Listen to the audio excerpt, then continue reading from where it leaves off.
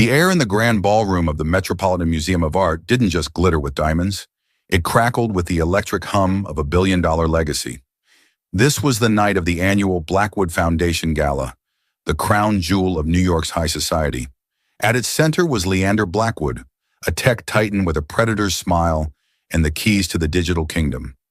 He was a man who had everything: the empire, the adoration, the perfect wife. But as champagne flowed and cameras flashed, Leander sealed his fate with a single, public embrace. It was a hug meant for his mistress, the bewitching artist Sienna Vance. A moment of stolen intimacy, a whispered secret. He was so lost in her eyes, he never saw the real story, the one that would shatter his world unfolding just a few feet away.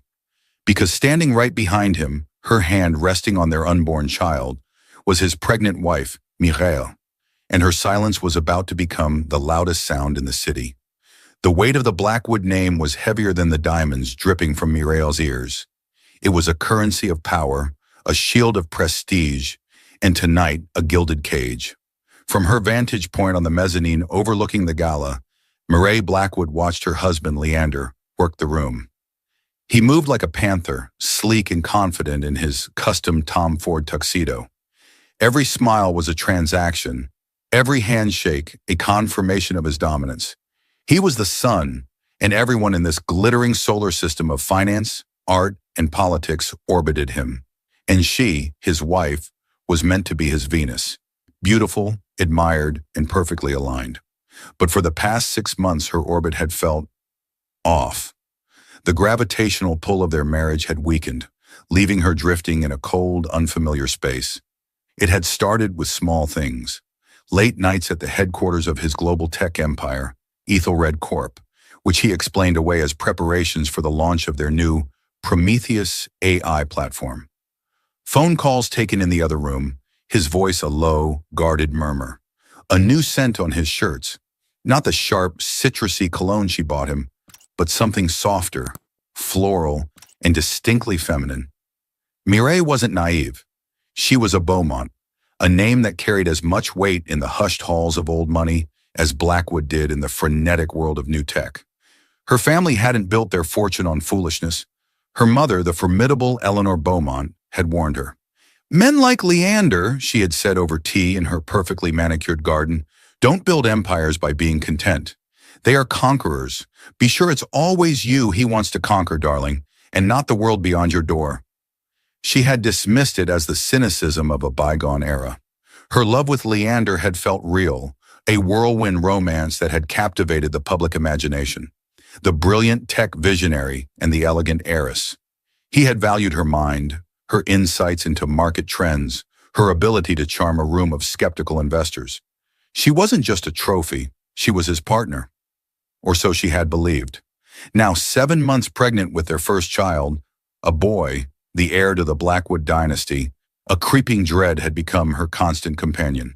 The pregnancy was high risk, a detail they had kept fiercely private. Her doctors had prescribed rest and a stress-free environment. A bitter laugh almost escaped her lips. A stress-free environment in the Blackwood world was a fantasy. Her hand went instinctively to the swell of her belly, a protective gesture that had become second nature. This baby was her anchor, her purpose in the increasingly turbulent waters of her life. She had tried to talk to Leander, to bridge the growing chasm between them. Last week, she'd waited up for him, wearing a silk negligee that felt more like a costume than an invitation. When he finally came home, smelling of that strange perfume and expensive whiskey, he had simply kissed her forehead, murmured something about a brutal day, and retreated to the guest suite, claiming he didn't want to disturb her rest. The rejection was as cold and sharp as a shard of glass. Her eyes scanned the crowd again, searching for him. And then she saw her, Sienna Vance. She was impossible to miss, a slash of crimson silk in a sea of tasteful black and gold. Her hair was a cascade of fiery auburn curls, and she held a champagne flute with an artist's languid grace. Mireille knew who she was, of course. Leander had been consumed by her for the past 3 months. Sienna was a digital artist, a rising star whose work explored the intersection of human emotion and artificial intelligence. Leander's company was sponsoring her upcoming solo exhibition, Synthetic souls. He'd called it a strategic acquisition of cultural capital. He spoke of her talent, her vision, her revolutionary use of their Prometheus AI to generate haunting, beautiful images. He never spoke of her beauty, but he didn't have to. Now watching him approach Sienna near the foot of the grand staircase, Mireille felt a cold knot tighten in her stomach. The professional distance he maintained with everyone else dissolved. He leaned in close, his hand finding the small of her back. The gesture was too familiar, too intimate. Sienna looked up at him, a slow, knowing smile spreading across her lips. They were in their own world, oblivious to the hundreds of pairs of eyes in the room. Mireille's best friend Chloe materialized at her side, her expression laced with concern. "Are you seeing this?" Chloe whispered, her voice tight with anger. "He's not even trying to hide it." "It's business, Chloe," Mireille said, the lie tasting like ash in her mouth. Ethelred is her biggest sponsor.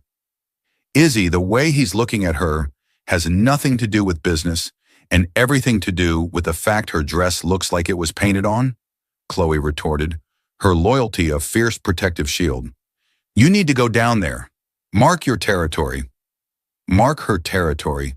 It sounded so primitive, so undignified, but Chloe was right. She couldn't stand here like a ghost in her own life. Taking a deep, fortifying breath, she straightened her shoulders, the midnight blue velvet of her maternity gown falling in regal folds. She was Mireille Beaumont Blackwood. She was the matriarch of this family, the mother of the heir. She would not be ignored. She descended the marble staircase slowly, each step a deliberate act of will. Heads turned, smiles were directed her way. The wife had arrived. She navigated the glittering crowd, her own smile a perfect, polished mask. She could feel the subtle shifts in the room's energy as people noticed both her and the scene unfolding near the staircase. The air grew thick with unspoken gossip. Leander was laughing now, a full-throated, genuine laugh that Mireille hadn't heard directed at her in months. Sienna reached out and brushed a piece of lint from his lapel, her fingers lingering for a fraction of a second too long.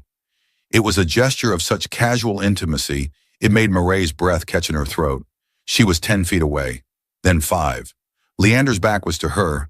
He was saying something to Sienna, his voice low and intense. Sienna's eyes, a startling shade of green, flickered over Leander's shoulder and met Mireille's. For a heartbeat, time froze. There was no recognition in Sienna's gaze, no flicker of shame or surprise. There was only a cool, calm assessment, a flicker of something that looked almost like victory. And then, the moment that would be seared into her memory forever. Lost in their private world, Leander wrapped his arms around Sienna Vance. It wasn't a friendly, professional hug. It was a possessive, all-encompassing embrace. He buried his face in her fiery hair, his entire body language screaming devotion, relief, and a desperate kind of intimacy. Sienna's arms snaked around his neck, her crimson-gloved hands clasping behind his head, pulling him closer. The world went silent for Mireille. The orchestra, the chatter, the clinking of glasses, it all faded into a dull, roaring vacuum. All she could see was her husband, the father of her child, holding another woman as if she were the center of his universe. And she, his pregnant wife, was standing right behind him. A camera flash exploded from the periphery, then another. They hadn't seen her yet. Their focus was on the billionaire and his beautiful companion. But Mireille knew. It was only a matter of seconds before someone turned, before the narrative shifted from a powerful man's charm to a powerful man's betrayal. She didn't scream. She didn't cry. She didn't march forward and slap them both. In that moment of absolute soul-crushing devastation, her Beaumont breeding took over. She turned with a grace and composure that defied the hurricane raging inside her and walked away. Her retreat was as silent and swift as her approach.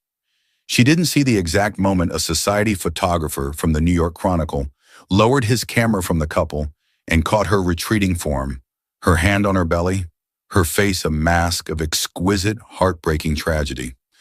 The photo that would grace the front page the next morning was already taken. The match was lit. The world of Leander Blackwood was about to burn. Chloe found her in the ladies' powder room, a lavish space of marble and gold that suddenly felt like a tomb. Mireille was staring at her own reflection in the ornate mirror, but she didn't see herself. She saw only the ghost of the woman she had been just 10 minutes ago, a woman who still clung to a sliver of hope.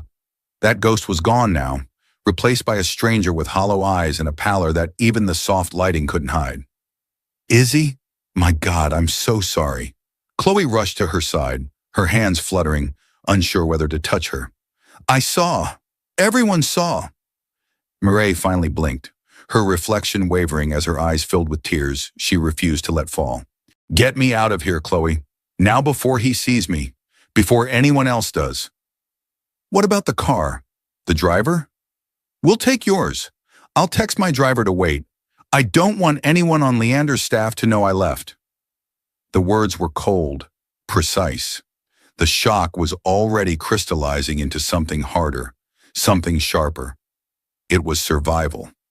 Chloe, bless her, didn't ask any more questions.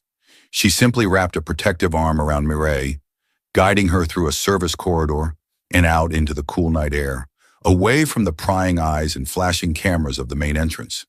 The drive back to the Blackwood penthouse, a sprawling glass palace overlooking Central Park, was a blur. Chloe's concerned chatter faded into the background as the scene at the gala played on a torturous loop in Mireille's mind. Leander's laugh, Sienna's triumphant gaze, the embrace. The moment they stepped into the cavernous marble foyer of the penthouse, the silence was deafening. This home, once a symbol of their shared success, now felt like a mausoleum for a dead marriage. The portraits of them, sailing in the Hamptons, skiing in Aspen, smiling at their wedding, were lies. Every single one of them. Do you want me to stay? Chloe asked, her voice soft. Mireille shook her head. I need to be alone. But thank you, Chloe, for everything. She managed a weak smile. Call me in the morning, please.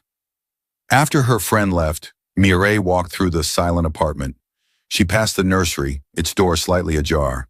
The team of world-class designers had just finished it last week, a serene space of soft neutrals with a hand-painted mural of celestial animals on the ceiling. A wave of nausea, so profound it buckled her knees, washed over her. She gripped the doorframe, her knuckles turning white. This room was supposed to be a sanctuary of love and hope. Now it was just a part of the set, a prop in the grand play of the perfect Blackwood family. She retreated to her master suite, a wing of the penthouse that was hers alone. She stripped off the velvet gown and the heavy diamonds, leaving them in a heap on the floor. In the shower, she scrubbed at her skin until it was raw, trying to wash away the filth of the evening, the humiliation, the scent of her husband's betrayal that seemed to linger in the air. It was just after 2 a.m. when she heard Leander come in. She lay perfectly still in their enormous bed, her back to the door, feigning sleep. He was quiet, but not quiet enough. She heard the clink of his cufflinks on the dresser, the sigh as he loosened his tie. He was humming, a low, contented sound that made her blood run cold. He slid into bed, the mattress dipping with his weight. The scent of that other woman's perfume was on him, faint but unmistakable. He thought she was asleep. He thought he had gotten away with it. He whispered, his voice thick with false concern. You left early. Julian said you weren't feeling well. Is everything okay? The baby. The hypocrisy was breathtaking. She didn't move, didn't breathe. He sighed again, a sound of frustration this time. He rolled over, away from her, and within minutes the sound of his deep, even breathing filled the room. He was asleep, happy, content, and asleep next to the wife he had just publicly shattered. Mireille lay awake in the dark, a silent scream trapped in her chest. Sleep was an impossible luxury. She slid out of bed and went to her private study, the city lights twinkling below like a million indifferent stars. She opened her laptop. The first tremors of the earthquake were already being felt online. The society blogs and gossip sites were buzzing. Leander Blackwood's fiery new friend, one headline read. Ethelred CEO and artist Sienna Vance inseparable at Met Gala, said another. The early articles were cautious, filled with innuendo rather than outright accusations. But the pictures told the story. Dozens of them. Leander and Sienna, their heads together, laughing, touching, the hug, and then she found it. The New York Chronicle's online edition had just updated its front page. The lead photo was massive, stark, and utterly devastating. It was the one that captured everything. Leander and Sienna were in the foreground, locked in their embrace, a portrait of illicit passion, and in the background, perfectly framed by Leander's arm, was Mireille.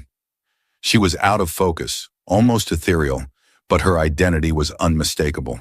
Her hand on her pregnant stomach, her face a mask of pure, unadulterated pain. The headline was brutal in its simplicity, the triangle. Beneath it, the sub-headline twisted the knife. While a radiant Sienna Vance accepts the embrace of billionaire Leander Blackwood, his pregnant wife Mireille makes a lonely retreat, a picture that says 1,000 words. A sharp stabbing pain shot through her abdomen. She gasped, clutching her belly as the room began to spin. It wasn't just emotional pain anymore. It was physical. A wave of dizziness and a terrifying cramping sensation seized her. Panicked, she crawled to the phone on her desk, her fingers fumbling as she dialed the number for her obstetrician's emergency line. The sound of her own ragged breathing was the only thing she could hear as she whispered her symptoms to the on-call doctor. The advice was immediate and firm. Get to the hospital. Now she hung up, her mind racing. She couldn't wake Leander. She couldn't let him play the part of the concerned husband. Not now. This was a vulnerability she could not afford to show him. This was a battle she had to fight alone. With trembling hands, she called the one person she knew she could trust implicitly, the one person whose loyalty was to the Beaumont name, not the Blackwood one. It's Mireille, she whispered when the call was answered. I need you to pick me up. The service entrance. 10 minutes, and tell no one. Julian Croft, Leander's best friend and the chief operating officer of Ethelred Corp., stood in the sterile white hallway of the Lenox Hill Hospital maternity ward, his expensive suit looking out of place. He'd arrived 20 minutes after Mireille, summoned by a panicked Leander, who had woken up to an empty bed and the viral photo that was now setting the internet on fire. How is she? Leander demanded, running a hand through his disheveled hair. He looked pale, shaken. The confident titan from the gala was gone, replaced by a man staring into an abyss of his own making. The doctors said the stress caused a placental abruption. It's minor, but they're keeping her for observation. They're trying to stop premature labor, Julian said, his voice flat, devoid of its usual warmth. Leander sagged against the wall, the color draining from his face. Premature labor? My God, is the baby? They think the baby will be okay. They've stabilized her for now. She's resting. Julian finally looked at Leander, his eyes cold with a disappointment that cut deeper than any anger. She won't see you, Leander. What do you mean she won't see me? She's my wife. No, Julian's voice was quiet but firm. She asked for her mother. Eleanor Beaumont is in there with her now. Her specific words were, I don't want that man anywhere near me or my son. The words hit Leander like a physical blow. That man, not Leander, not her husband. She doesn't understand, Leander stammered, the desperation clear in his voice. It was a misunderstanding. The camera angle. Sienna is just, she's an artist, a colleague. Julian stared at him, his expression one of pure disbelief. A colleague? Leander, I've stood by you through everything. I've covered for your late nights. I've lied to Izzy for you, something that has made me sick to my stomach. I told you to end it. I told you that you were playing with fire. And now the whole damn world is burned, and you're still trying to sell me on colleagues? The confrontation hung in the air, thick and suffocating. Before Leander could respond, the door to Mireille's room opened. Eleanor Beaumont stepped out, her posture ramrod straight, her face carved from granite. She was the picture of aristocratic fury. She walked directly up to Leander, her eyes like chips of ice. She didn't raise her voice. She didn't have to. Her words were quiet, precise, and absolutely lethal. You have done what no business rival or market crash ever could, Leander, she said, her voice dripping with contempt. You have broken my daughter, and in doing so you have declared war on my family. You will not see her. You will not see my grandson. From this moment on, you will communicate only through our lawyers. Now get out of my sight." She turned her back on him and walked away, a queen dismissing a court jester. Leander stood there, stunned into silence, as the full weight of the catastrophe crashed down upon him. He hadn't just made a mistake, he had shattered a dynasty. And the woman lying in that hospital bed wasn't just a victim, she was a Beaumont, and the Beaumonts never ever lost. For 3 days, Mireille remained in the hushed, sterile sanctuary of her private hospital suite. The immediate medical crisis had passed. The doctors had successfully halted the contractions, but she was ordered on strict bed rest for the remainder of her pregnancy.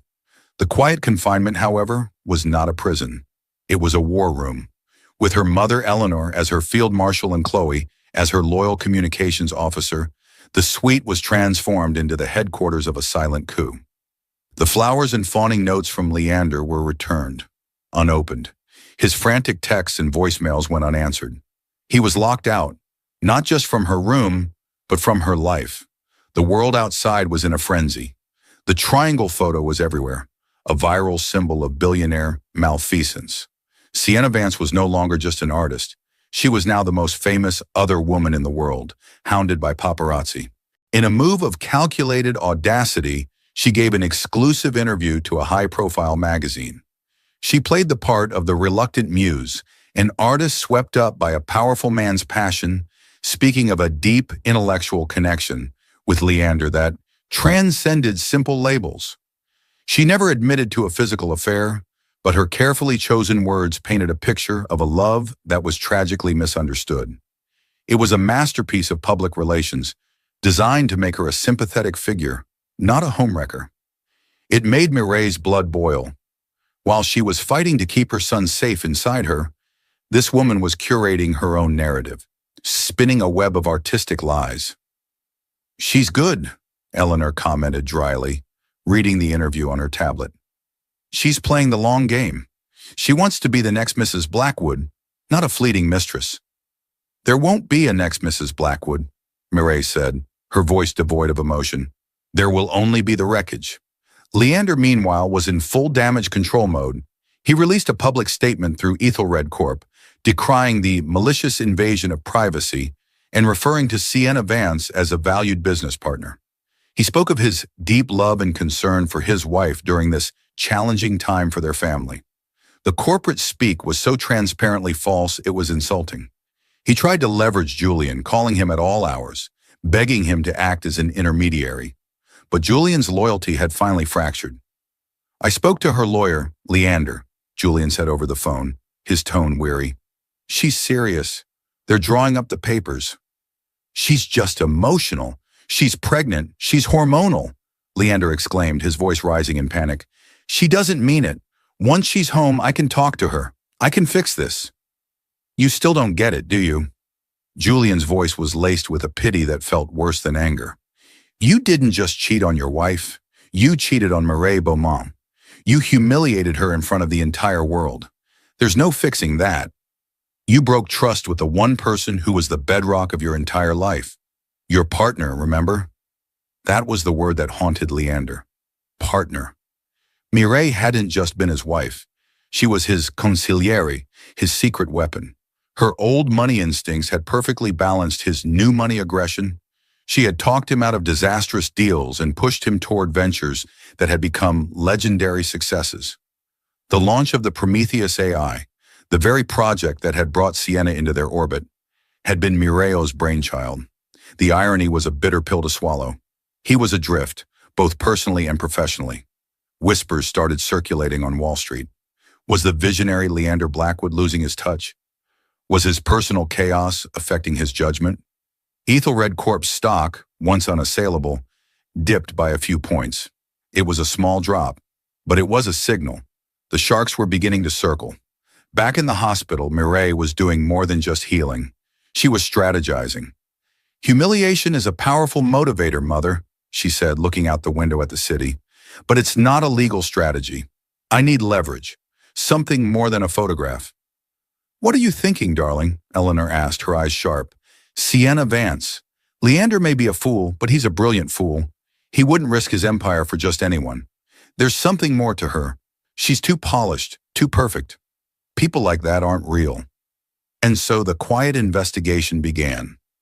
Eleanor engaged a team of private investigators, the best in the business, the kind of discreet professionals the Beaumont family had kept on retainer for generations. They weren't to dig for dirt on a cheating spouse. They were instructed to conduct a full forensic background check on Sienna Vance, from her birth certificate to her university transcripts to her tax returns. For a week, there was nothing. Sienna Vance's life appeared to be an open book. Born in Oregon, art scholarship to RISD, a steady climb through the New York art scene. Her story was clean, almost too clean. The breakthrough came from an unexpected source. A junior investigator, a tech-savvy millennial, decided to go beyond the usual databases. He started digging into the dark web, cross-referencing metadata from Sienna's earliest digital artworks, looking for old usernames, forgotten forum posts, anything. And he found it. A ghost. A digital echo from over a decade ago. Before she was Sienna Vance, the celebrated artist, she had a different online handle, Astra, and Astra had been a prominent member of a high-level hacking collective, a collective that had been investigated but never prosecuted for a sophisticated corporate espionage attack on a rival tech firm, a firm that had been Ethelred Corporation's biggest competitor at the time. But that wasn't the twist. The twist was who she was connected to within that world.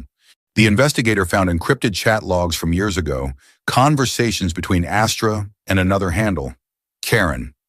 The logs were old, but the content was explosive. They discussed vulnerabilities in corporate security, the psychology of CEOs, and a shared philosophy of disruption.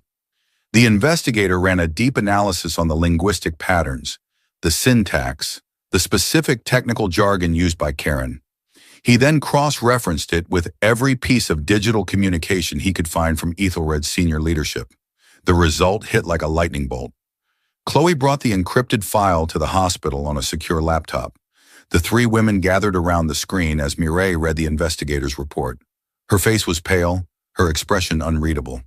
Caron, the report concluded, with 98.7% certainty, based on linguistic forensics and traced IP fragments from an old country club server, was the digital pseudonym used by Alistair Blackwood, Leander's father. Alistair Blackwood was a titan of the old guard, a ruthless industrialist whom Leander had overthrown in a brutal but successful boardroom coup 5 years ago to gain control of the family company. Their relationship was famously toxic, a cold war of resentment and ambition. Alistair saw his son's modern, more humane approach to business as a weakness. He despised Leander's marriage to Mireille, viewing the Beaumont influence as a diluting agent to the Blackwood killer instinct. The pieces clicked into place with horrifying clarity. Sienna Vance wasn't just a random artist Leander had fallen for. She was a weapon, a highly sophisticated, professionally deployed asset. Who had more to gain from the implosion of Leander's personal and professional life than his own estranged father? A messy public divorce could trigger clauses in the company's bylaws, destabilize Leander's control, and crater the stock price, creating the perfect opportunity for a hostile takeover.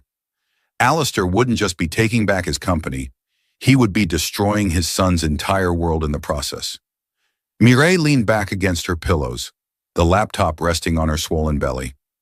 A slow, cold smile touched her lips. It wasn't a smile of happiness, but of grim, terrible vindication. He didn't just cheat on me, she whispered, looking at her mother. He was set up. We were all set up. Eleanor's expression was grim. This is no longer a divorce, Mireille. This is a war for the entire Blackwood Empire. And Alistair just handed you the ammunition to win it.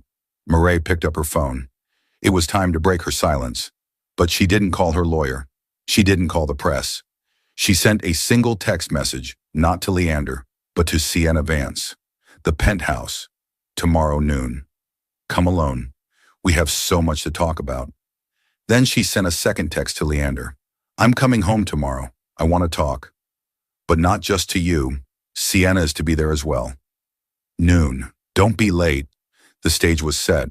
Not for a tearful reconciliation or a screaming match, but for a reckoning. And Mireille would be the one directing the final act. The Blackwood penthouse had never felt so cold. The floor-to-ceiling windows, usually a source of breathtaking light and energy, now seemed to look out on a gray, unforgiving city. The minimalist furniture, once the height of modern elegance, felt stark and soulless. It was a perfect stage for the drama that was about to unfold. Leander paced the vast living room like a caged animal. He had been ecstatic when he received Mireille's text, seeing it as the breakthrough he'd been praying for. But his elation had quickly curdled into a knot of anxiety. The demand to have Sienna present was bizarre, a power play he couldn't decipher. What was Mireille planning? Sienna arrived first, precisely at 11:55 a.m. She was the picture of composed artistry, dressed in tailored black trousers and a cream silk blouse. Her fiery hair was pulled back in a severe knot, her expression unreadable.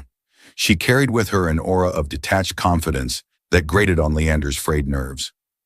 "Leander," she said, her voice smooth as velvet, "you look terrible." "What is this, Sienna? What does she want?" he demanded, forgoing any pleasantries. "I imagine she wants what any woman in her position would want," Sienna replied, glancing around the room as if appraising its value. "An explanation, perhaps an apology, a pound of flesh."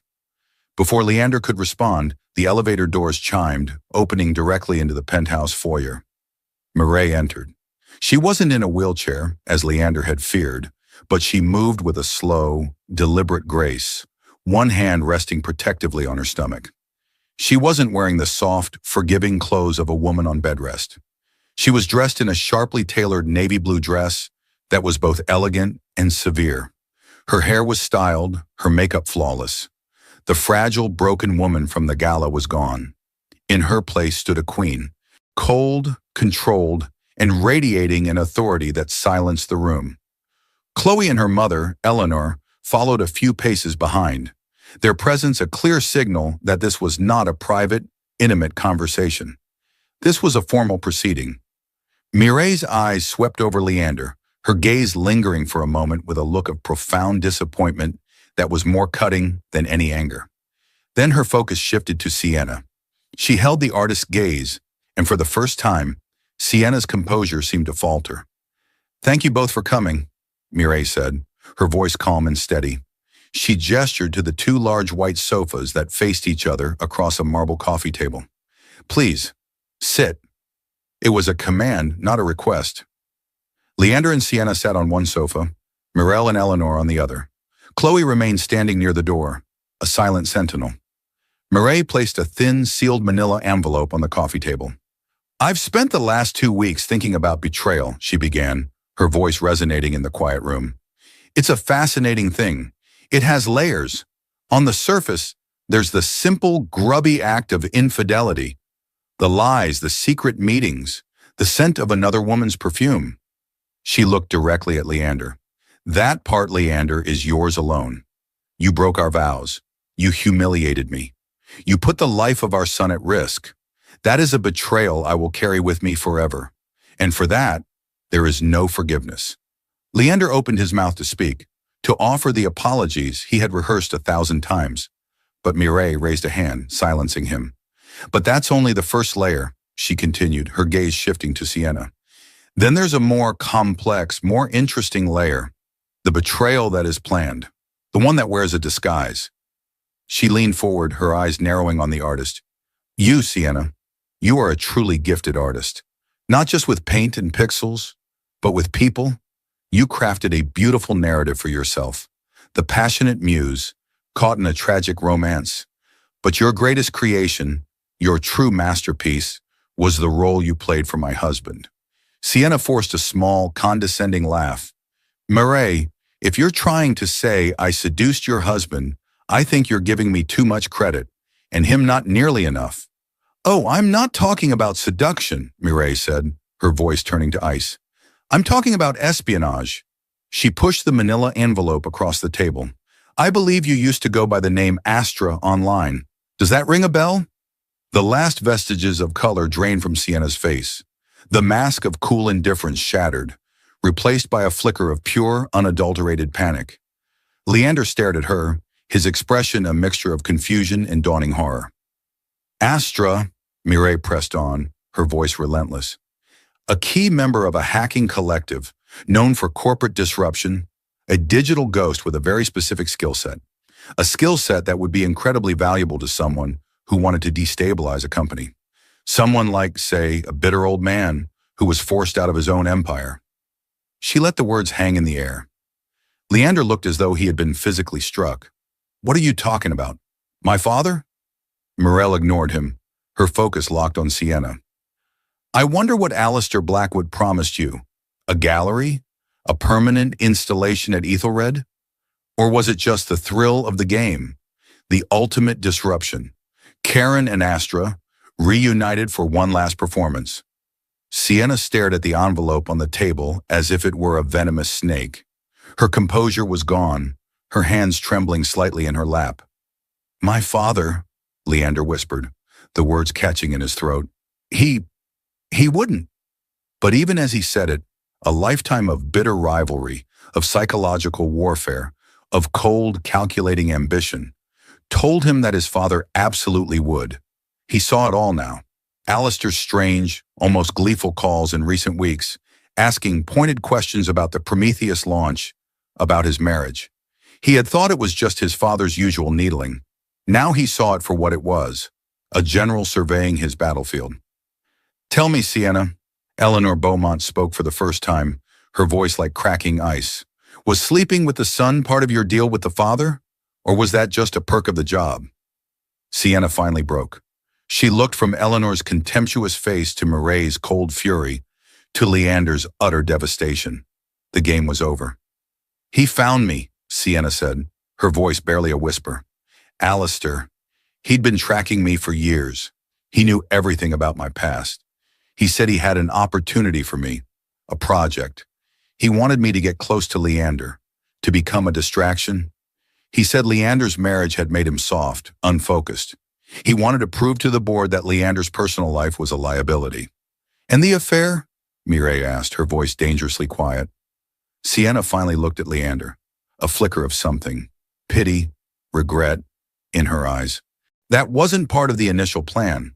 The plan was just to create a public perception of impropriety, to sow doubt.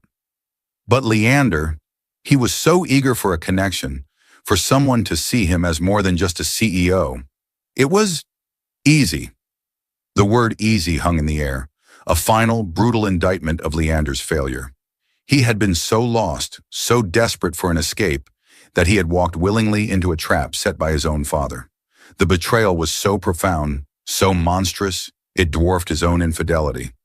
He had been a pawn in a war he didn't even know was being fought. Mireille stood up. The reckoning was complete. "This marriage is over, Leander," she said, her voice final. "Our lawyers will be in touch. They will be discussing not just the terms of a divorce, but the terms of my separation from Ethelred Corporation." Leander shot to his feet. "Izzy, wait. You can't leave the company. We built it together. You will be fighting your father for the soul of your company," Mireille corrected him, her voice steely. "I will be protecting my assets, and the assets of my son. The pre-nuptial agreement gives me a significant stake. Shares that I was gifted, shares tied to projects that I initiated. I will be forming my own holding company, and I will be voting my shares to protect my investment. You want to fight a war with your father? Fine, but I will not be collateral damage. I will be a kingmaker." She turned to leave, her mother and Chloe falling into step beside her. She paused at the foyer, turning back one last time to look at the wreckage. Leander stood in the middle of the room, a broken man, staring at nothing. Sienna sat huddled on the sofa, a conspirator whose conspiracy had just blown up in her face. "One more thing, Leander," Mireille said, her voice clear and carrying across the room. "That envelope on the table contains all the proof. The chat logs between Astra and Karen, Alistair's encrypted communications with Sienna. Everything. What you do with it is up to you. You can use it to destroy your father and save your company, or you can let him win. Frankly, I don't care. My priority is the life I am carrying, a Beaumont heir, and he will be raised far from the poison of the Blackwood name." She turned and walked into the elevator without a backward glance. The doors slid shut, leaving Leander alone in the ruins of his life, with his mistress and the proof of a betrayal so deep it had redefined the very meaning of the word. The echo of the elevator doors sliding shut was a sound of absolute finality. It left Leander Blackwood standing in the cavernous living room of his penthouse, a king surveying a kingdom that had just turned to dust. The silence that descended was heavier and more suffocating than any noise. Across from him, Sienna Vance remained on the white sofa, a statue carved from shattered composure. The envelope Mireille had left on the marble table between them seemed to pulse with a malevolent energy, the physical manifestation of all their ruin. For a long moment, Leander didn't move. Then a shudder racked his body, and a guttural sound of pure rage tore from his throat. He swept a hand across the coffee table, sending the envelope, a priceless crystal vase, and a stack of art books crashing to the floor. Sienna flinched but didn't speak. She slowly rose to her feet, her movements stiff and cautious, like an animal that knows it's cornered. "Get out," Leander rasped, his back to her, his voice a low, dangerous growl. "Leander," she began, her own voice thin and reedy. "Did you ever feel anything?" he interrupted, turning to face her, his eyes blazing with a pain so raw it was terrifying. "Or was every touch, every word, every single moment just a line in your script?" Sienna met his gaze, and for the first time, the mask was completely gone. There was no artistry left, only the stark reality of a mercenary who had failed her mission. "It was a job," she said, her voice flat. "You were a mark. It got complicated. But in the end, it was always a job." Her admission, cold and unadorned, was somehow more brutal than the grand conspiracy itself. He hadn't even been worthy of a genuine betrayal. He had simply been an objective. He let out a bitter, humorless laugh. He didn't say another word, just pointed toward the elevator. Sienna gathered what little dignity she had left and walked away, the soft chime of the elevator announcing her permanent exit from his life. Left alone with the wreckage, Leander sank onto the sofa, his head in his hands. He had been played, by his father, by his mistress, and in the end, outmaneuvered by his wife. The humiliation was a physical sickness, churning in his gut. The war for his company was now inevitable, but the victory already felt like ashes in his mouth. The 6 months that followed were a masterclass in scorched earth litigation and corporate warfare. Mireille's lawyers, acting with the swift, merciless precision of a special forces unit, filed for divorce. The documents were a bloodless catalog of his failings, not just as a husband, but as a fiduciary partner whose reckless personal conduct endangered the stability of shared assets. Simultaneously, Mireille established Beaumont Holdings. It wasn't just a quiet office for managing her fortune, it was a statement. She held her first board meeting in a sunlit room with warm oak and modern art, the antithesis of the cold chrome and glass of Ethelred Tower. With her significant, unassailable block of Ethelred shares as her firm's foundational asset, she became a major player overnight, a power broker who could influence the fate of the very company she had been exiled from. The message to Wall Street was clear. Mireille Beaumont was not hiding, she was hunting. Armed with the toxic evidence from the manila envelope, Leander staged his own coup. The confrontation with Alistair wasn't the screaming match of a betrayed son, but the cold, quiet execution of a rival. In the Ethelred boardroom, Leander laid out the encrypted chat logs, the financial trails, the entire sordid plot. Alistair, faced with the stony, unforgiving faces of the directors who had once been his allies, sputtered denials that crumbled into silence under the weight of the proof. He was given a choice, a quiet, complete divestment and permanent retirement, or federal prosecution for corporate espionage. The old lion had no fight left. He signed the papers, his hand trembling with impotent fury, and vanished from the world he had once ruled. Leander had won. He was the undisputed king of Ethelred Corp, his power absolute, but the victory was a desolate one. He rattled around the silent penthouse, a ghost in his own life. He had the nursery sealed, unable to bear the sight of the room meant for a son he might never know. He'd work until exhaustion claimed him, falling asleep in his clothes on the sofa, because the master bedroom felt like Mireille's sacred ground, a place he no longer had any right to enter. Then in the crisp air of early autumn, news broke in the circles that mattered. Mireille had given birth to a son, a healthy, beautiful boy, and in a final decisive act of severance, She had named him Nicholas Beaumont. There was no Blackwood heir. The dynasty Leander had been so proud to continue had ended with him. The true final act played out not in a courtroom, but in the quiet solitude of their separate lives. High above the city, in the corner office of Beaumont Holdings, Mireille stood by the window, gently rocking Nicholas in her arms. He was her world, his tiny, perfect presence a balm on the still tender scars of the past year. He represented a new kind of power, not one of shares and market caps, but one of unconditional love and limitless potential. Her phone buzzed with a news alert from a financial app. Ethelred Corporation, $AETH, announces record Q3 profits. Blackwood's focused leadership credited for unprecedented growth. She glanced at the headline, a flicker of a distant memory. The man she had built a dream with, crossing her mind. There was no anger, no bitterness, only the quiet, peaceful sense of a chapter definitively closed. She kissed her son's head and turned away from the window, her gaze fixed not on the skyline dominated by her past, but on the bright future she held in her arms. Miles away in the sterile grandeur of his own corner office, Leander saw the same alert. The soaring stock price brought him no joy. The glowing praise of his leadership felt like a lie. His gaze was fixed on his computer screen, on a candid photo published that morning on a society blog.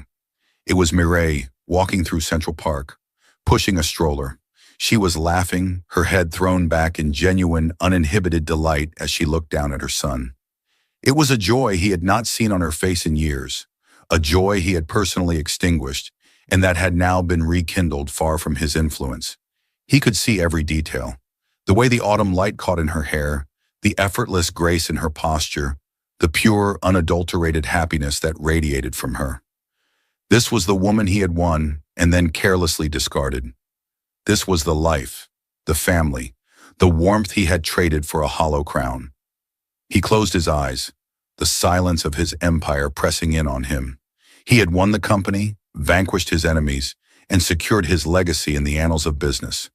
But as he stared at the image of the life he could never reclaim, he knew with a chilling certainty that would haunt the rest of his days that he was the one who had truly lost everything. The price of his betrayal wasn't paid in dollars, but in a lifetime of knowing that true wealth was a laughing wife and a child's love, and he had willingly, foolishly thrown it all away. And so, the empire of Leander Blackwood was saved, but his world was left in ashes. This was a story of betrayal, but not just between a husband and wife. It was a story of a father betraying a son, of ambition poisoning love, and of the incredible strength of a woman who refused to be a victim. Mireille Beaumont didn't just walk away from the wreckage. She built a new kingdom from its ruins, on her own terms. It's a powerful reminder that in the world of the ultra-rich, love, loyalty, and family are often just pawns in the most dangerous game of all. What did you think of Mireille's ultimate power move? Was Leander a villain or just a fool trapped by his own father? Let me know your thoughts in the comments below. If you were captivated by this story of drama, betrayal, and revenge, please hit that like button, share this video with a friend who loves a good scandal. And that wraps up today's story. Now we want to hear from you. Where are you watching from? Drop your city or country in the comments, and let's see how far these stories reach. If this story moved you or gave you chills, give it a like, share, and subscribe for more powerful stories. One last thing, rate the story from 1 to 10 in the comments. Your feedback helps us bring you even better ones next time. Thanks for watching. We appreciate you being part of this storytelling journey.